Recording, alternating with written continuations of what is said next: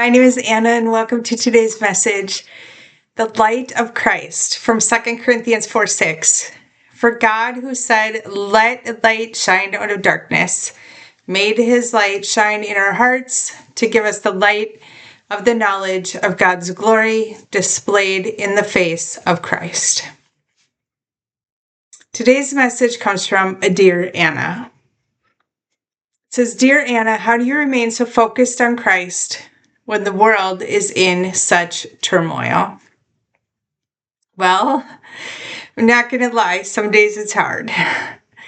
Some days suck the life right out of me. But just like you, I can see the country and the world being destroyed. And the truth is that when you encounter God's grace and you have faith in Jesus Christ, the light shines so bright that you can't help but want to share it. That is what keeps me motivated. It is God's love. Ephesians 5:8 explains it this way. For you were once darkness, but now you are the light of the world. Live as children of light. This is the explanation, or one of them, in the Bible that explains transformation that occurs when you choose Christ.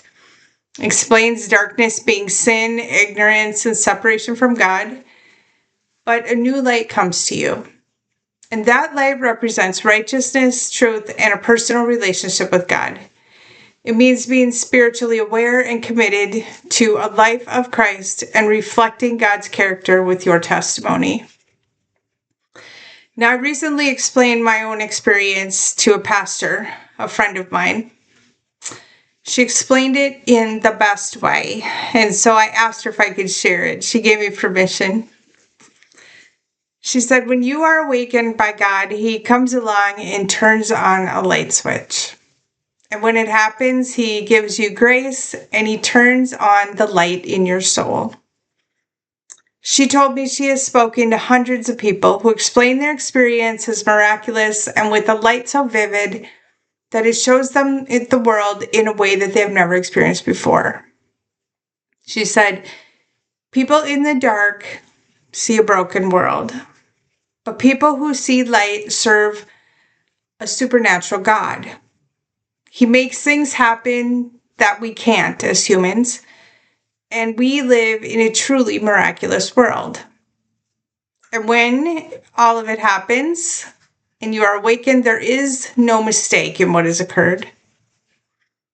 I agreed with her, having my own experience mirror much of this.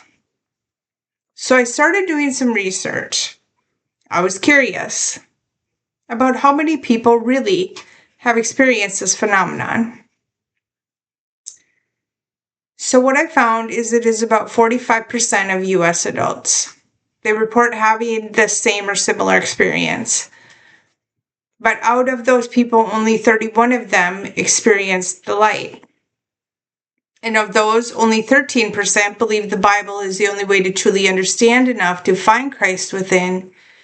And of those, only 9% believe the Bible is completely accurate. In simpler terms, 2 of 3 people call themselves Christians, but only 1 in 3 believed that the Bible was true. And this is in line with Jesus saying that many are called, but few are chosen. The truth is that the Bible is the truth. If it doesn't say it in the Bible, then it didn't happen. And that's how it is. So today, friends, my message is this.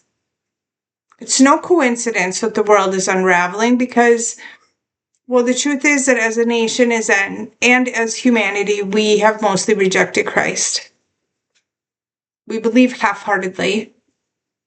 We have walked away from the foundation of Christian faith, and some people don't even believe anymore what the Bible says. My friends, Christ is going to return soon. Before you have 2 paths. You can choose Christ or remain in the chaos. Not choosing Christ means living in darkness, and awakening to Christ consciousness means pure light. Now, I might not know much, but I do know this. The only solution is Christ. Whoever is a believer, they hear him, they see him, they feel him, they know him intimately. They know the truth, and they work hard every day to fulfill their journey. And if you can't do all those things, then you don't belong to Christ. People who have a personal relationship with Christ are filled with his light. But the truth is that somewhere in their light, there's a little bit of darkness. It's how it is in our harsh world. And the truth is that to remain focused on Christ, you have to learn to love the dark a little bit too. Because your ability to love is what gives you the power to find the light in the dark world.